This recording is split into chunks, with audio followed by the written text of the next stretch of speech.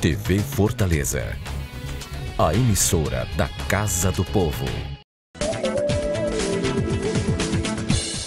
Decisão do STF de manter para as eleições de 2018 a aplicação retroativa da lei da ficha limpa.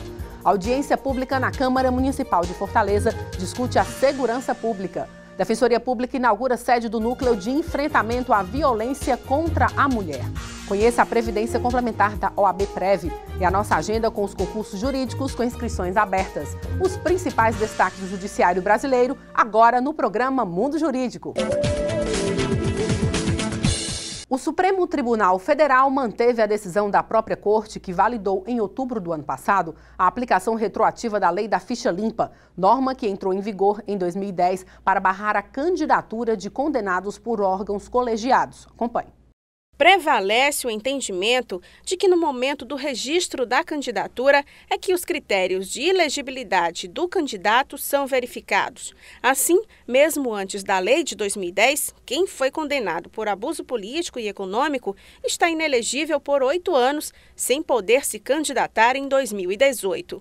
Mas será que a lei atinge aqueles que estão com o processo tramitando ou que já foram julgados? Candidatos que estão na situação, na iminência e já se preparando para uma candidatura e que poderão não viabilizar a sua candidatura ou, dependendo das decisões tomadas no nível do Supremo, a gente pode ter um candidato que esteja numa circunstância em que há brechas na lei, em que ele pode concorrer, pode se eleger, pode recorrer, e isso cria uma certa dificuldade se a gente pensa em situações como, por exemplo, prefeitos, onde os contratos eles não são feitos para o imediato, são contratos feitos para longo de 4 anos, às vezes até um pouco mais.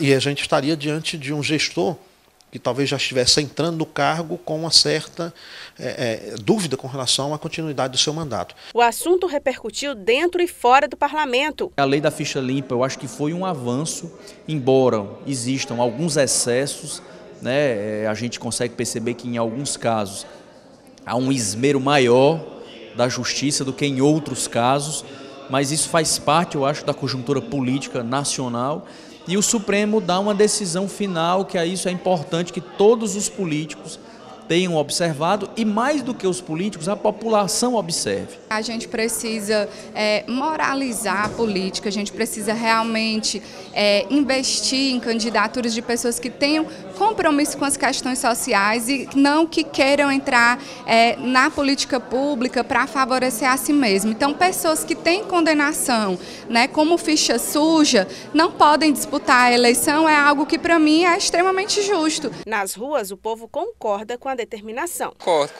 com a lei da ficha limpa, porque vai tirar os candidatos corruptos da política, né? E vai melhorar para o nosso país. Porque ele fez uma coisa errada, depois vai fazer do mesmo jeito também. Se fez uma vez, sucessivamente vai continuar fazendo. Chega de corrupto mandando na gente, né? Isso é uma vergonha para a população. Eles deviam ter mais consciência e procurar fazer melhor para nós, né? Uma audiência pública na Câmara Municipal de Fortaleza discutiu a segurança pública aqui na capital. A iniciativa foi do vereador Adriano Bento. Durante a audiência pública realizada na Câmara Municipal de Fortaleza, foi discutido soluções para enfrentar problemas na segurança pública da cidade. Nós estamos com a nossa juventude ociosa, né? O Roberto Cláudio deu um passo muito importante na questão das araninhas, mas as araninhas também estão sendo alvo. Então, nós queremos o quê? Aliado à Guarda Municipal, ao Poder Estadual, na Polícia Militar, Corpo de Bombeiro e Polícia Civil, uma parceria para que a Guarda também possa fazer o seu trabalho de acompanhamento próximo às comunidades e aí trazendo informações privilegiadas para a Polícia Militar e para a Polícia Civil. O presidente do Sindicato dos Policiais Civis do Estado do Ceará, o Lucas Oliveira, também esteve presente e destacou a importância desse momento. Não poderia ficar de fora dessa discussão, é oportuna E parabenizar de antemão o vereador Adriano Bento, né, por ter chamado aí essa audiência pública, né, demais vereadores que assinaram a autorização dessa audiência pública, porque é preciso urgentemente encaminhar algumas questões aí que está a cargo dos municípios, né, que o município pode auxiliar nessa questão da segurança pública. A cidade recebeu durante essa semana a primeira base da célula de proteção comunitária, que é um dos planos para tentar prevenir e diminuir a violência na capital. Foi destacado também alguns pontos sobre a segurança que vão ser positivos para a população. Em vez de tentarmos resolver segurança como um todo e aí chegar no bairro, nós estamos tentando resolver a segurança no bairro para depois chegar no todo. Compreendeu? Cada célula dessa vai ter 1/100º de Fortaleza. Isso quer dizer que com 50 células nós vamos pegar a parte já mais problemática de Fortaleza todinha. A Escola Superior de Advocacia do Estado de Ceará, a ESA, completará em agosto 30 anos de existência.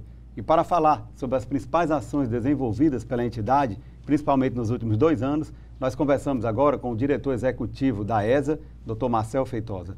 Dr. Marcel, é um prazer tê-lo aqui conosco no estúdio do programa Mundo Jurídico.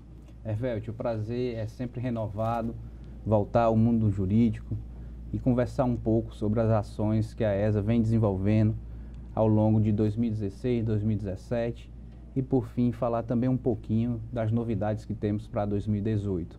2018, que, como você bem disse, é o ano do 30º aniversário da Escola Superior de Advocacia do Ceará e, com uma coincidência sadia, vai ser o 30º aniversário também da nossa Constituição Federal. Então, um ano de muito simbolismo para a escola e para o mundo jurídico.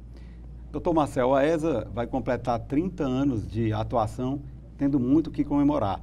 A entidade ela não tem medido esforços no sentido de capacitar, de levar conhecimento ao advogado, seja na capital ou no interior.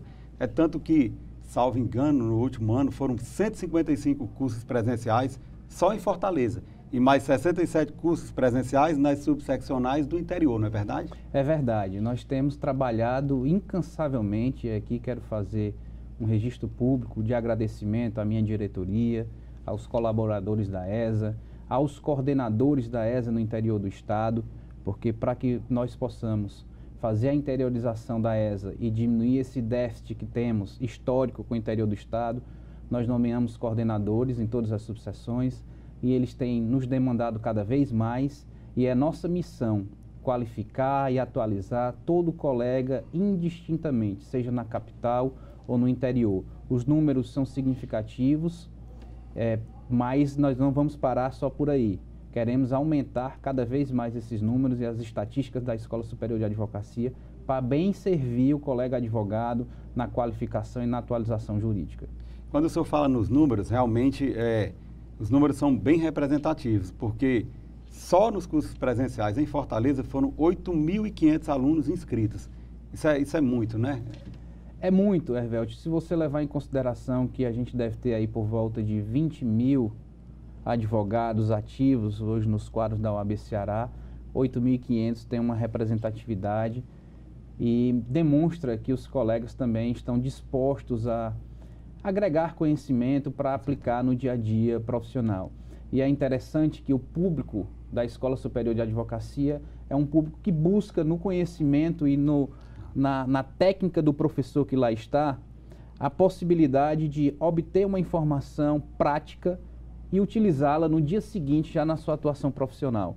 E nós temos recebido bons retornos por parte dos alunos, que trazem sugestões também de cursos. Isso é importante a gente ter essa proximidade com o aluno para que a gente possa estar ofertando aquilo que ele quer assistir na Escola Superior de Advocacia. São cursos nas mais diversas áreas do direito, não é verdade? Muitas áreas. Salvo engano, Hervélte, nós temos até esse número. Acredito que tenha sido 126 especialidades do direito nesse universo aí. Então você tem desde o marco civil da internet, o direito digital, previdenciário, tributário, aqueles ramos dos direitos mais tradicionais, sem dúvida, mas também estamos investindo naqueles mais modernos e atuais para que a advocacia do Estado do Ceará esteja também antenada com o que há de novo nos ramos do direito. Então você tem aí biodireito, enfim, uma série de ramos, são 126, por aí você tira a quantidade de ramos do direito que passaram concursos pela escola superior. Com certeza. Doutor Marcel, a ESA, a Escola Superior de Advocacia, ela tem demonstrado também uma forte preocupação no que diz respeito a levar toda essa gama de serviços para o interior do Estado. Ou seja, como o senhor bem falou, é a interiorização das ações da Escola Superior de Advocacia. De que forma a ESA tem chegado no interior? É por meio do ensino sem distância, os cursos telepresenciais e também cursos presenciais? Sim, nós aumentamos o número de cursos presenciais no interior do Estado e aí fizemos uma sistemática junto aos coordenadores da ESA em que pedimos que eles colham a demanda local, nos encaminhem. A gente vê a possibilidade de contar com professores da região, porque é importante prestigiar os professores da região também. Além disso, a gente tem uma redução do custo no deslocamento com os professores da capital para o interior, mas quando não é possível, por uma questão de agenda do professor ou porque querem uma qualificação de um professor que não tem na região, a gente tem a obrigação de levar o curso presencial. Temos investido sensivelmente nos cursos telepresenciais, todas as subseções têm uma antena para retransmissão dos cursos telepresenciais, que são passados nas TVs que temos localizadas nas sedes das subseções, e aí tivemos um número significativo também de cursos e de alunos inscritos nessa modalidade, e investimos consideravelmente no ensino sem distância, no nosso ESD. Para se ter uma ideia, o ano passado nós temos 4 meses da utilização dessa plataforma, que é uma parceria da ESA com uma empresa local chamada Elore, e aí eu peço permissão para falar o nome, Hervélt, porque nós sabemos o quanto é dispendioso entrar em um estúdio e gravar, e a empresa topou essa parceria com a ESA, e nós já alcançamos mais de 1.600 colegas apenas em 4 meses. Para se ter uma ideia, tiramos um relatório e colegas na comarca de Penaforte, que fica distante de qualquer subseção, no extremo sul do estado do Ceará, divisa com Pernambuco, teve acesso ao ensino sem distância, que não se limita à geografia do estado do Ceará. Nós tivemos colegas de outras seccionais, de São Paulo, Rio, Belo Horizonte, Minas Gerais, Belo Horizonte, Paraná, de várias seccionais que acessaram os nossos cursos e fizeram, porque tem a facilidade de assistir o curso no seu aparelho celular, na espera de uma audiência, por exemplo, no seu tablet, na sua Smart TV, no seu computador, num horário que for mais conveniente para o colega advogado, que muitas vezes não tem a condição de se deslocar até a subseção ou até a sede da ESA, porque o horário de expediente é incompatível, enfim, por uma série de fatores. Então, essa é uma ferramenta que nós temos investido muito. Temos feito também, como fizemos esse ano, agora em março, um webinar que transmite ao vivo e online. Falamos sobre a reforma da Previdência, qual era a agenda do governo federal sobre a reforma, com a interação muito importante com o colega, que pode enviar através do chat a sua pergunta, a gente faz a pergunta ao entrevistado, ao palestrante. Enfim, é uma ferramenta que está posta, que a gente tem investido consideravelmente, porque entendemos que com ela não há distância para a gente alcançar o colega advogado. Doutor Marcel, o direito realmente é muito dinâmico. Se nós lembrarmos que em 2015 nós tivemos aí o novo Código de Processo Civil, o NCPC, como alguns o denominam. Também tivemos aí a reforma trabalhista, né? Dentre outros avanços, né, na área do direito, no mundo jurídico. Então, partindo dessa perspectiva, queria que o senhor ressaltasse aqui quais foram os principais cursos ofertados pela ESA para atualizar os advogados cearenses. Eu gostaria que o senhor respondesse logo após um breve intervalo. A Câmara Municipal de Fortaleza não para de trabalhar pela população da nossa cidade. E para que você fique sempre por dentro do nosso dia a dia, temos vários canais de comunicação. Confira o que acontece na Câmara pelo site e pelas nossas redes sociais, como Facebook, Instagram, YouTube, TV Fortaleza e Rádio Fortaleza. Acesse, comente, assista, participe. A casa é sua também. Câmara e você, juntos construindo uma Fortaleza melhor. Nós voltamos a entrevistar o diretor executivo da Escola Superior de Advocacia do Estado do Ceará, Dr. Marcel Feitosa. Dr. Marcel, a pergunta que ficou no ar no bloco anterior foi quais foram os principais cursos ofertados pela ESA, tendo em vista essa série de inovações na área do direito, como, por exemplo, a reforma trabalhista, né? A reforma da Previdência, o novo Código de Processo Civil. Quais foram os principais cursos ofertados para a categoria? Ervelt, sobre o novo Código de Processo Civil, eu falo para você seguramente que nós tivemos mais de 15 cursos com essa temática na Escola Superior de Advocacia. Cursos tanto na área do processo civil, na área civilista, quanto também os impactos do novo Código de Processo Civil na área trabalhista, no direito tributário, em várias esferas do direito. Sobre a reforma trabalhista, nós tivemos cursos presenciais. Agora, no mês de fevereiro, eu me desloquei com o professor Rafael Salles até a comarca de Campos Sales, que fica a 120 quilômetros da comarca do Crato, da subseção do Crato, e lá estivemos com uma série de colegas advogados com um curso de reforma trabalhista, tratando dos principais aspectos, artigo por artigo. Nós temos no nosso ensino sem distância um curso do professor Haroldo Guimarães sobre a reforma trabalhista, um curso completo. Enfim, tivemos uma juíza do trabalho agora recentemente na escola aqui presencial, falando sobre a terceirização, que houve uma alteração nos entendimentos, na legislação sobre a terceirização. Na atividade fim. Da atividade fim. Enfim, nós tivemos e teremos ainda uma série de cursos voltados para essas temáticas, porque precisamos trazer o que há de mais moderno. E agora, para a sequência, a necessidade vai ser um pouquinho diferente. Vai ser a gente avaliar e trazer para o colega advogado como é que estão decidindo os tribunais. Excelente. Sobre a aplicação do novo Código de Processo Civil, sobre a aplicação da reforma trabalhista, sobre a perspectiva da reforma da Previdência, que foi deixada um pouco de lado, mas debatemos consideravelmente. E sobre a Previdência, eu trago aqui uma informação em primeira mão. Nós vamos fazer um curso sobre o INSS digital, que é uma realidade. Os colegas advogados, foi firmado um convênio entre a OAB e o INSS para que você tenha acesso através do sistema, sem precisar de se deslocar até a agência da Previdência. E isso vai facilitar sobremaneira a atividade do advogado, mas ele vai precisar de uma qualificação para poder manusear e bem manusear o sistema. Então, é uma grande inovação. Uma grande inovação. E INSS Digital vai percorrer através do nosso programa que instituímos no ano passado, ESA na Estrada, vai ser a segunda edição do ESA na Estrada, que percorre todas as subseções com uma temática. O ano passado foi sobre cálculos trabalhistas e esse ano vai ser sobre o INSS Digital. E ela passa por todas as subseccionais? Todas as subseccionais. Ainda nesse mês de março vamos lançar o calendário, porque precisa-se de uma logística para percorrer todas as subseções. Nós estaremos percorrendo todo o interior do estado. O colega advogado vai ter acesso a isso. E além disso, vamos gravar online com o professor um curso sobre o INSS Digital para que fique à disposição dos colegas o tempo inteiro. Para que aqueles que não possam presencialmente estar nas subseções e na capital assistindo a esse curso, possam acessá-lo através da nossa plataforma de ensino sem distância.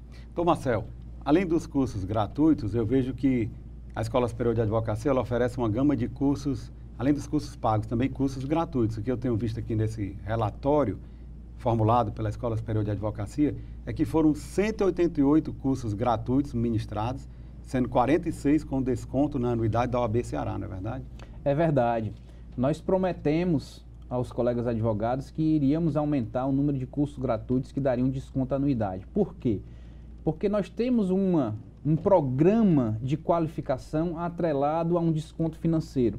Os colegas que fizerem cursos na ESA, que tenham uma condição de desconto na anuidade, no final do ano, eles podem e recebem, através de um relatório que é encaminhado pela ESA para a tesouraria da OAB Ceará, já recebem os seus boletos de anuidade com esse respectivo desconto. Então é importante que a gente tenha tanto os cursos pagos, e aí os cursos são pagos, e aqui eu trago a informação, é importante trazer para o colega que a receita da Escola Superior de Advocacia, ela corresponde a um fundo cultural repassado pela OAB no valor de 3% das anuidades arrecadadas. E esse fundo cultural ele não é suficiente por si só para sustentar a estrutura da ESA, que é uma fundação, não tem fins lucrativos, mas precisa arcar com as despesas que não são poucas. Do corpo técnico de funcionários, da manutenção do espaço físico, enfim. Então nós temos cursos pagos, que são com valores bem inferiores aos valores praticados pelo mercado, porque não temos fins lucrativos, e temos cursos gratuitos. Tanto os pagos como gratuitos dão direito a desconto na anuidade, basta você verificar um selo que nós lançamos nas nossas divulgações, um selo de desconto na anuidade. Então, Marcel, 2 cursos, creio eu. Aliás, um curso que eu acho que foi uma grande inovação foi o preparatório para o magistrado, né?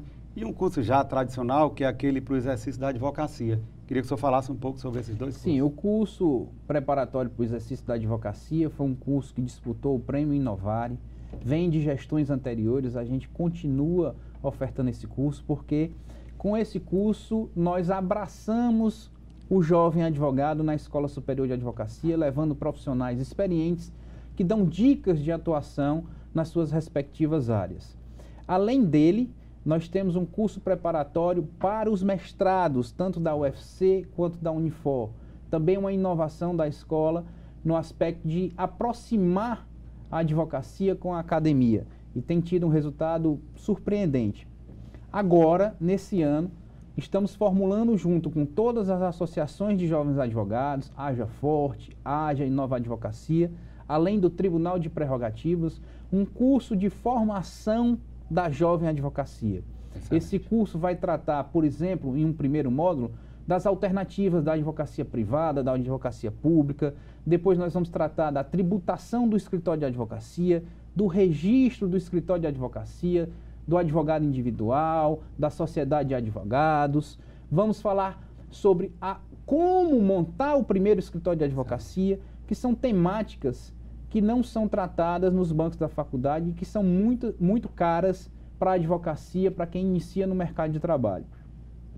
Acoplado a tudo isso, nós temos um núcleo da advocacia empreendedora dentro da Escola Superior de Advocacia. Já ia falar sobre esse tema, né? O empreendedorismo também é um tema novo a ser tratado, né, pela ESA. Nós temos um núcleo da advocacia empreendedora, que chama-se NAI, dentro da ESA, tocado pelo competente advogado, jovem advogado Levi Salles, que traz cursos voltados para o empreendedorismo. Então, nós já tivemos 3 cursos durante o ano passado com uma consultoria, uma das maiores consultorias em gestão de escritório do Brasil. Aproveitamos que esses consultores estavam aqui na capital, prestando assessoria para alguns escritórios, os convidamos aí à Escola Superior de Advocacia e disponibilizamos o conhecimento desses consultores para colegas, em um programa perene e constante sobre empreendedorismo na Escola Superior de Advocacia. Então, Marcel, a escola tem demonstrado também uma preocupação que diz respeito à valorização do advogado professor e da advogada professora, né? Sim, sem dúvida. O advogado e a advogada professora são os nossos maiores colaboradores da escola. E é interessante porque no ano de 2016, a Escola Nacional da Advocacia, braço cultural e educacional do Conselho Federal da OAB, lançou uma campanha de valorização para que todas as seccionais, todas as ESAs das seccionais levassem uma campanha, e a nossa campanha foi a escolhida e venceu esse torneio aí, essa disputa, e foi adotada como uma campanha nacional, o que nos deixou muito envaidecidos sob o aspecto de que a advocacia do Estado do Ceará traz essa inovação e nós temos uma relação estreita com os professores. Mais de 120 professores, desde pós-doutores, doutores, mestres, especialistas, passaram pela Escola Superior de Advocacia. E agora, recentemente, lançamos um edital público para a obtenção de projetos de cursos de extensão, democratizando ainda mais o acesso do professor à Escola Superior de Advocacia. Fizemos contato com todas as coordenações dos cursos de Direito do Estado do Ceará, pedindo que divulgasse junto ao corpo docente, e temos tido uma receptividade muito grande sobre esse projeto de edital para obtenção de projetos de cursos de extensão junto a professores. Doutor Marcel, a Escola Superior de Advocacia do Estado do Ceará, a ESA, realmente não tem medido esforço no sentido de qualificar o advogado cearense. Nós confirmamos aqui que são inúmeras ações desenvolvidas ao longo desses anos. Acho que teríamos que fazer aqui mais 2 ou 3 programas para poder debater todas essas ações. Infelizmente, nós estamos chegando ao final da nossa entrevista. O programa Mundo Jurídico agradece a sua presença, parabeniza a Escola Superior de Advocacia e toda a advocacia cearense em seu nome, que de forma incansável tem lutado para dar qualificação aos advogados cearenses para o embate do dia a dia, para o embate jurídico, e abre agora espaço para as suas considerações finais. Velt, agradeço novamente, compartilho com a minha diretoria, a Ana Karine Moreira, o Nestor Santiago, o Edson Portela, o Roberto Vitor, o Marcelo Muniz, a Léa Feitosa e todos os colaboradores da ESA, Valéria, Claudinha, que são essenciais para que a gente possa trazer essas inovações e levar uma grande gama de cursos para os colegas advogados. Esse é um trabalho coletivo, eu costumo dizer a eles que nós vamos acertar e errar juntos, mas sempre com o propósito de bem servir a advocacia. E isso vai ser a nossa temática, a nossa missão durante a gestão, que se encerrará agora no final de 2018. Conclamo aos colegas advogados e advogadas que acompanhem o nosso site esace.org.br, as nossas mídias sociais, ESA Ceará, tanto no Instagram quanto no Facebook, que lá nós temos uma gama de novidades para ofertar a vocês e para que vocês possam escolher o curso que melhor adequa à sua atividade profissional. Além disso, tenham toda a liberdade de nos trazer opções e sugestões de cursos e de melhoria. Estamos abertos a críticas e a sugestões. Obrigado. Ivelise Maia. As unidades do VaptVupt em Fortaleza estão realizando agendamento pela internet para emissão de primeira e segunda via do documento de identidade. Tatiane nem precisou enfrentar fila para dar entrada no RG da filha Sofia, de 1 ano. Ela agendou o serviço, preparou a documentação e veio logo para o VaptVupt. Melhorou bastante por conta da comodidade, né? A gente que anda com criança de colo, não precisa enfrentar fila, porque realmente para esse tipo de serviço é um pouco mais complicado. Então, assim, ajudou bastante. Através do vaptvupt.cjus.ce.gov.br/agendamento, qualquer pessoa pode agendar um horário para emissão da primeira ou segunda via do RG. Basta escolher a unidade VaptVupt que deseja ir. 51% das pessoas não estão vindo ou estão vindo com a documentação errada. E aí é importante ressaltar que essa documentação ela está bem explícita lá no site do agendamento, tá certo? As pessoas estão vindo sem o boleto pago. Sem o boleto pago a gente não pode fazer nada. E importante também ressaltar que elas precisam estar aqui 20 minutos antes do horário agendado para que elas possam validar a senha. No momento do agendamento, o usuário é informado sobre os documentos necessários para cada tipo de emissão. É importante estar atento a isso e ao horário agendado. Planejando o horário e principalmente para acabar com essa chegada antecipada. Nós abrimos a unidade às 8 horas da manhã, mas desde 5 nós temos cidadão na calçada. E aí eu não tenho como começar o serviço às 5 da manhã. Se o cidadão chegasse ao longo de todo o dia, todo mundo seria atendido. Só que eu abro a unidade já com 500, 600 pessoas. Então, na parte da tarde, a minha capacidade operacional já está esgotada, porque todo mundo chegou às 5 da manhã. E aí a ideia do agendamento é que o cidadão possa escolher um horário, vir mais tranquilo, sem essa necessidade de chegar antecipadamente à unidade, uma vez que a gente só abre de 8 às 17, e que nós estamos aqui todos os dias tentando melhorar esse atendimento e tentando melhorar a vida desse cidadão. E no mês da mulher, você acompanha uma reportagem especial sobre o Dia Internacional da Mulher, mostrando o diferencial da mulher em exercer profissões onde prevalecem o público masculino, mas que são exercidas com muita dedicação por elas. O trabalho dignifica o homem. A célebre frase de Benjamin Franklin, proferida no século XVIII, já pode ser readequada. O trabalho dignifica mulheres e homens. Uma mudança necessária devido à participação feminina no mercado trabalhista. Hoje, elas ocupam praticamente todas as áreas, incluindo aquelas que até então eram dominadas pelo público masculino.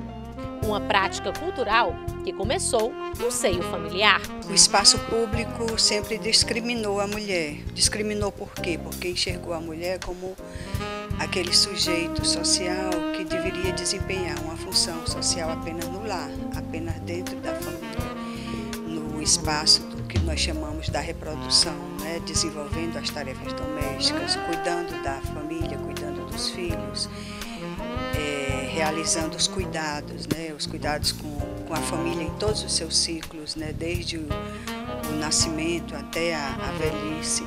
Entre as áreas que registraram aumento da participação feminina está a engenharia civil. No ambiente, a força de trabalho, no sentido literal da palavra, fica a cargo deles. Porém, os detalhes, a versatilidade e a sensibilidade da mulher acabaram tomando espaço nos canteiros de obras. A Janaína, por exemplo, lidera várias equipes nas construções que é contratada. E apesar de alguns olhares iniciais, o respeito é conquistado em questão de tempo. De certa forma, existe uma restrição, porque eu, como mulher e nova, chegar aqui e lidar com um homem que já está há anos no mercado, de certa forma ele fica assim, eu vou acatar ou não as suas ordens. Mas aqui o que a gente quer mostrar é que de forma respeitosa e de pulso firme nós temos capacidade suficiente para assumir determinadas funções. Então eu não estou aqui à toa. E falando em trabalho, o Dia Internacional da Mulher surgiu nesse contexto, onde mais de 90 mil mulheres russas saíram durante a Primeira Guerra Mundial pedindo melhores condições de trabalho. Porém, durante a Segunda Revolução Industrial, a data ficou esquecida, apesar das péssimas condições ofertadas nas indústrias. Foi somente na década de 60, com o movimento feminista, que a data tomou corpo novamente. E em 1977, a Organização das Nações Unidas assinou o dia 8 de março como Dia Internacional da Mulher. Uma data que requer atenção, pois exige a igualdade de gênero e realiza também o protagonismo feminino. E no serviço público, o desafio da tal igualdade entre os sexos é maior. A Guarda Municipal Ruth veste a farda da corporação há 15 anos. E apesar da roupa, do cargo e do modelo a ser seguido, no exercício da sua profissão, os detalhes femininos fazem parte do dia a dia da agente patrimonial. Para ela, não importa o gênero. O diferencial está mesmo no trato com as outras pessoas. Muitas vezes não é necessário nem exercer a força física, né? Às vezes só o bom trato, né? O conhecimento do local de trabalho. Isso faz a gente desenvolver bem o trabalho. E assim não se discerne se foi o guarda homem, foi a guarda mulher que atendeu o público ou que exerceu aquela determinada função naquele momento. E se o diferente está na maneira como nós, mulheres, lidamos com o próximo, não há outra palavra para defini-las, senão insubstituível. É o que confirma a irmã Conceição, presidente do Lar Amigos de Jesus, uma instituição que presta assistência a crianças com câncer. Desde 1987, ela assumiu um compromisso com Deus e com a sociedade, de ser mãe, amiga, irmã, conselheira e serva de todos que passam por lá. Uma mulher que usa hábito e que também possui o hábito de sorrir e acalmar os corações. Procuro me aperfeiçoar no lidar com as pessoas, porque é uma verdadeira universidade a gente lidar com as pessoas. É uma aprendizagem cada vez mais forte, mais, vamos dizer, um desencadear de várias atividades. E eu vejo assim, a gente não pode perder um momento, não podemos perder nada. Porque se a gente, todo dia é um dia novo, ele não se repete. Então eu vejo assim, o Enem, nossa vida é o Enem, provas, todo dia tem uma prova. Eu preciso tirar nota boa, né, na prova. Porque quem é que é o meu gerenciador? É o próprio Deus. É Ele que está gerenciando tudo. Então a gente precisa do professor, ele me ensina e eu preciso exercer bem esse papel de, vamos dizer, de administrar o meu eu com as pessoas.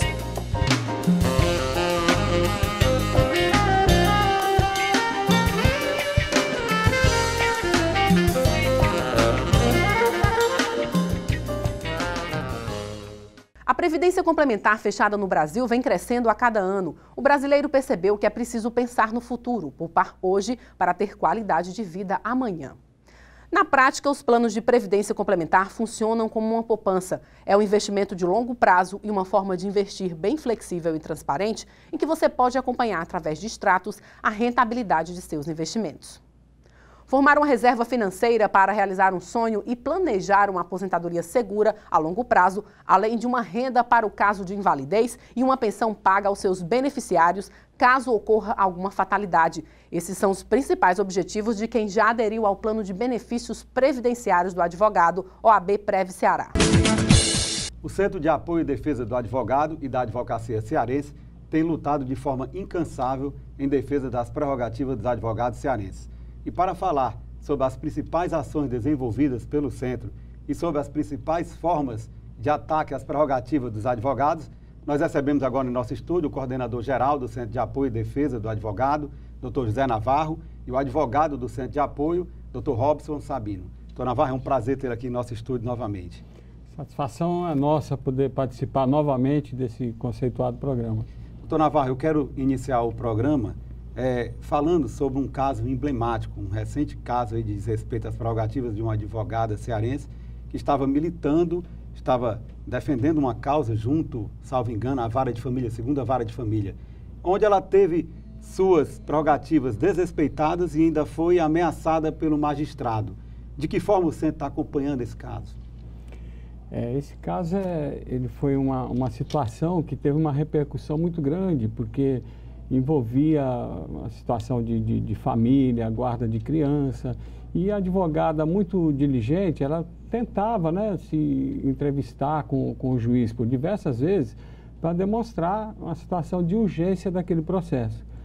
E ela teve constantemente negada essa possibilidade de falar com o magistrado, para que ela pudesse ressaltar, né, essa urgência, que pudesse ser apreciado o pedido de tutela dela, né? E isso aí originou uma situação extrema. A criança, inclusive, uma das crianças que estavam sob a disputa de guarda, chegou a falecer, e ela procurou, né, coincidentemente, foi um período em que o magistrado ele estava de férias, não estava atuando em sua unidade jurisdicional, e a juíza que respondia, imediatamente ela atendeu a advogada, pôde apreciar aquele pedido e deu uma decisão com relação a ele, com relação ao pedido. Então, é uma questão que demonstrou-se a urgência e, de certa forma, a negligência do magistrado, que passou vários meses sem apreciar aquele pedido e grave, né? Sem atender aquela advogada. O que ela queria era uma manifestação do magistrado, porque caso ele negasse a tutela, ela poderia recorrer, né? Levar adiante. Exatamente, porque quando a prerrogativa que o advogado tem de falar com o magistrado não é um privilégio dele, do profissional. Na verdade, é uma garantia da sociedade que ela possa ser atendida. Essa prerrogativa, exatamente esse caso concreto, eu acho que demonstra claramente a necessidade dessa prerrogativa. Você tem uma urgência, o advogado é o porta-voz daquela necessidade, né, do cliente, e ele vai tentar demonstrar ao magistrado a urgência daquele ato, né?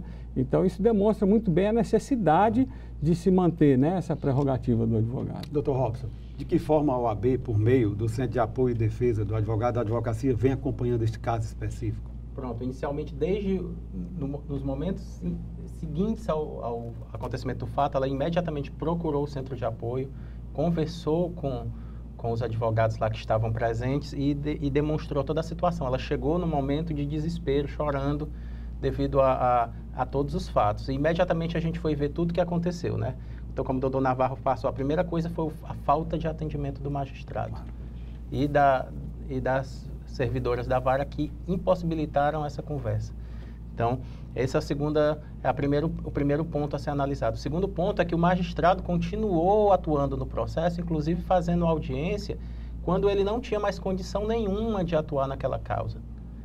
Isso tanto é verdade que depois ele acabou se declarando suspeito, mas mesmo assim ele resolveu fazer a audiência,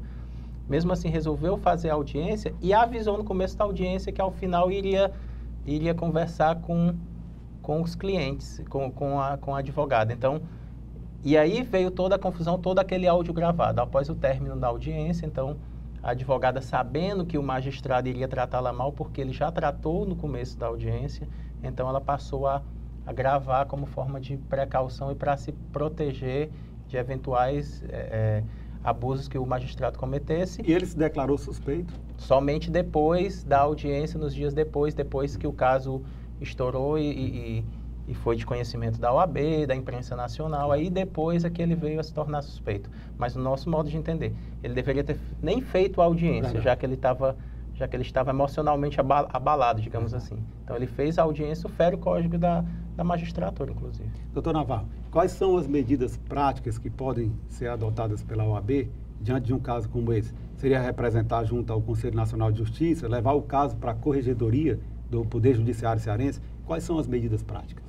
Olha, é importante destacar que tão logo houve esse fato, o Conselho Seccional da OAB reuniu-se, né, deliberou pelos seguintes encaminhamentos, né? Representação junto à Corregedoria de Justiça do Estado do Ceará, representação no Conselho Nacional de Justiça e, dentre outras medidas, né, que estão sendo encaminhadas também. Desagravo público, né? Esse desagravo, inclusive, realizado com a presença do presidente do Conselho Federal da OAB, o presidente Cláudio Lamarck, né? Então, essas são as principais medidas. É de se ressaltar que a representação já foi encaminhada à Corregedoria, houve um trabalho até do Centro de Apoio de colher os depoimentos, né, de todas as partes que estavam no momento lá para poder instruir essa representação, né, de ouvir os advogados que estavam nessa audiência. O Tribunal de Defesa das Prerrogativas, né, também fez todo um trabalho no sentido de acompanhamento e elaboração dessas representações, né?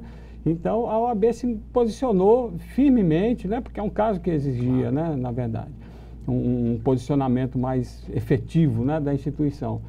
E eu ressalto também o papel da Corregedoria Geral do Estado do Ceará, porque tão logo recebeu a representação da OAB, já foi designada inspeção para a segunda vara de família, né, de titularidade desse magistrado. Então, já está designada, já saiu a portaria, né? Então, a gente acredita que as medidas necessárias serão adotadas. Doutor Navarro, quais são os casos que ocorrem com mais frequência no que diz respeito ao desrespeito às prerrogativas dos advogados? Eu gostaria que o senhor ressaltasse, mas logo após um breve intervalo. A Câmara Municipal de Fortaleza não para de trabalhar pela população da nossa cidade. E para que você fique sempre por dentro do nosso dia a dia, temos vários canais de comunicação. Confira o que acontece na Câmara pelo site e pelas nossas redes sociais, como Facebook, Instagram, YouTube, TV Fortaleza e Rádio Fortaleza. Acesse, comente, assista, participe. A casa é sua também. Câmara e você, juntos construindo uma Fortaleza melhor. Nós voltamos a entrevistar o coordenador geral do Centro de Apoio e Defesa do Advogado da Advocacia do Estado do Ceará, doutor José Navarro, e o advogado do Centro de Apoio, doutor Robson Sabino. Doutor Navarro, a pergunta que ficou no ar no bloco anterior foi quais são os casos mais comuns, mais frequentes de desrespeito às prerrogativas dos advogados? Olha, uma das situações mais recorrentes é o entendimento, a restrição que alguns magistrados fazem em receber os advogados. A gente vê que esse caso mesmo, né, que se discute aqui, né, da advogada Sabrina, se o advogado tivesse recebido e ouvido o advogado, provavelmente nada disso teria acontecido. Verdade.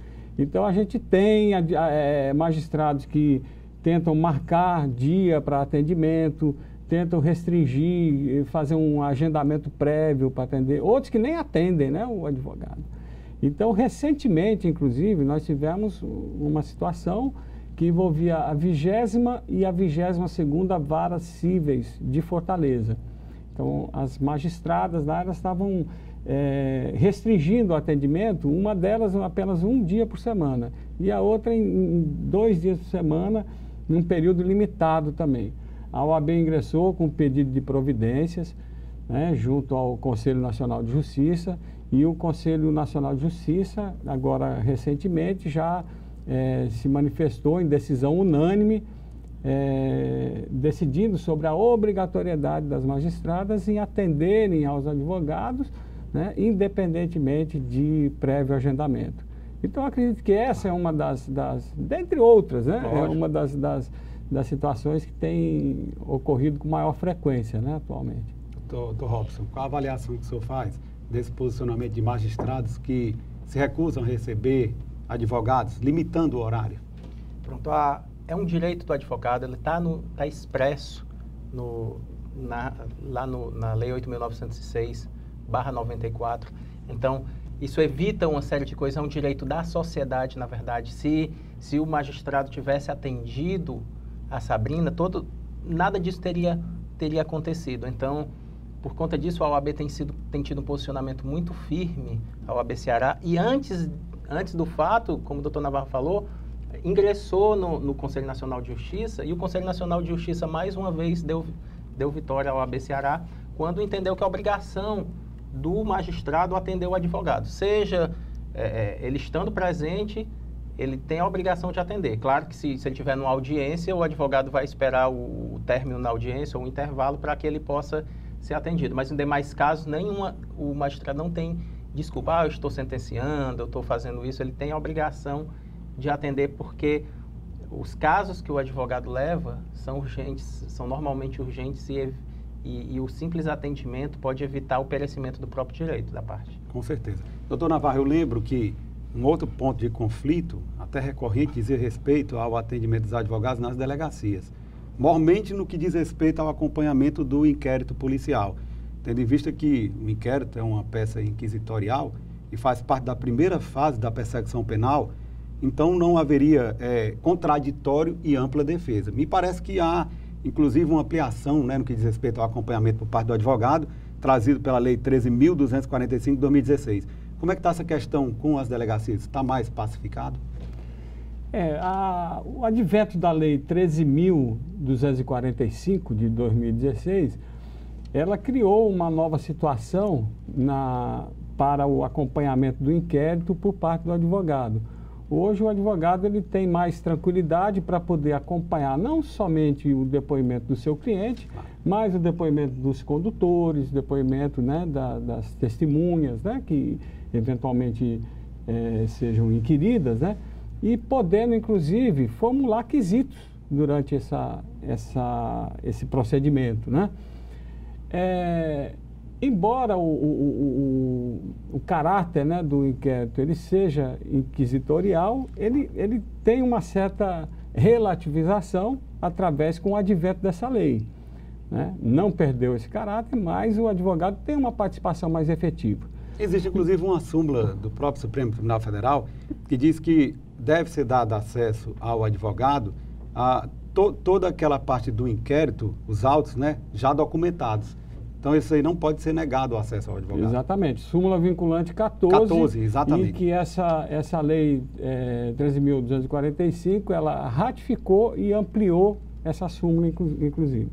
Nós tivemos, logo na edição dessa lei, nós tivemos vários encontros, conversas com a ADEPOL, Associação dos Delegados de Polícia, tivemos conversas com os delegados, com o delegado geral, Então, um clima bem amistoso mesmo, e a gente, hoje, o entendimento geral é de que o advogado tem esse direito, até porque está estabelecido em lei. Agora, nós notamos que ainda, principalmente em alguns locais no interior, alguns delegados têm essa resistência ainda, não sei se por desconhecimento ou, enfim, existe isso. Recentemente, inclusive no Colégio de Presidentes da OAB, que foi realizado em Aracati, em março, os presidentes das subseções, em sua maioria, reclamaram ainda dessa dificuldade no interior. Aí nós tivemos, inclusive, recente reunião com o delegado-geral e com o delegado-geral adjunto, e que ficaram, inclusive, de ampliar, fazer uma recomendação, uma normatização para poder chamar a atenção dos delegados para a observância dessa legislação. Eu acho que isso pode, é uma discussão que avança, são práticas, atos aí que podem colaborar para que se observe a legislação. Doutor Robson, quais são as formas de atendimento disponibilizadas pelo Centro de Apoio ao Advogado? Existe, inclusive, um plantão 24 horas por meio de um telefone celular, é isso? Pronto. O Centro de Apoio ele tem procurado, de todas as formas, atender o advogado, seja através de e-mails, o advogado, se ele sentir, ele pode mandar um e-mail através do Centro de Apoio, abce@outlook.com. Então, a gente recebe essas denúncias. Existe um app chamado Comunicação Pública, é um app muito interessante, importante que os advogados baixem, porque alguns juízes disponibilizam. Você pode conversar com a vara por intermédio desse app. Através desse aplicativo. Através desse aplicativo. E o Centro de Apoio é o órgão que tem mais pessoas inscritas nesse app, por conta exatamente do trabalho e da resposta que a gente procura dar ao advogado. E por último, ainda tem o telefone, os telefones do Centro de Apoio. Eles podem ligar de telefone fixo 0800 085 0800 e no 3239 4146, são telefones que funcionam no horário comercial.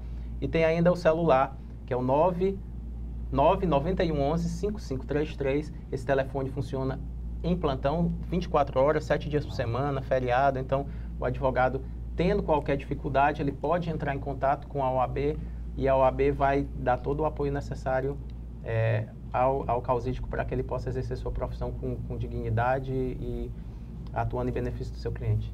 Doutor Navarro, o tempo realmente voou e nós estamos chegando já ao final da nossa entrevista. Fica o convite aqui de antemão para que os senhores retornem para debater temas tão caros à sociedade, não só a advocacia, mas também a sociedade. Casos como esse aí, recente, né, desse juiz da 2ª Vara de Família, que causa realmente indignação, não só à categoria, mas a toda a sociedade. E o programa abre agora espaço para suas considerações finais, deixando que o senhor deixe uma mensagem, não só para os advogados, mas também para as autoridades constituídas.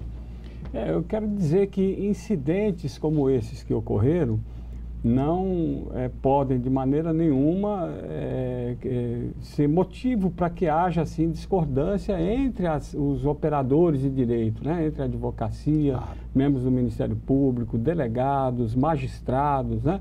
Porque é bom que se ressalte que a grande maioria dos profissionais atuam realmente, né, com lisura, com empenho, né? E a relação com a advocacia, ela é realmente boa na maioria dos casos. Nós tratamos aqui das exceções, e essas exceções não pode, vamos dizer assim, criar nenhum atrito desse relacionamento entre as categorias que compõem, né, a prestação da justiça. Dr. Robson, suas considerações finais. Pronto, então a OAB como instituição, ela preza pelo Estado Democrático de Direito, assim como as demais instituições. Muitas vezes a gente quer a mesma coisa, mas como se estivesse olhando com lentes ou visões diferentes. E é importante também que as instituições, que a advocacia, a Associação de Magistrados, o Ministério Público, a Defensoria Pública, todos possam se unir, porque a gente tem os mesmos interesses, o mesmo fim, que é fazer com que o processo seja célere, que a justiça seja concretizada e que o cidadão tenha efetividade do seu direito. É isso que todos nós lutamos e é isso que é por isso que é importante esse diálogo institucional, para que a gente apare as arestas e cada vez mais esses casos sejam exceção. Obrigado. E Belize Maia. E vamos conferir agora as dicas dos principais concursos jurídicos com inscrições abertas em todo o Brasil na nossa agenda. Acompanhe. Tribunal de Justiça do Ceará, inscrições até 6 de abril. Ministério Público do Espírito Santo, inscrições até 2 de abril. Polícia Civil do Espírito Santo, inscrições até 15 de maio. Tribunal de Justiça do Espírito Santo, inscrições até 20 de março. E a gente fica por aqui. Acesse a página do programa no Facebook, Instagram e assista todos os programas no nosso canal no YouTube. Obrigada pela companhia e até a semana que vem.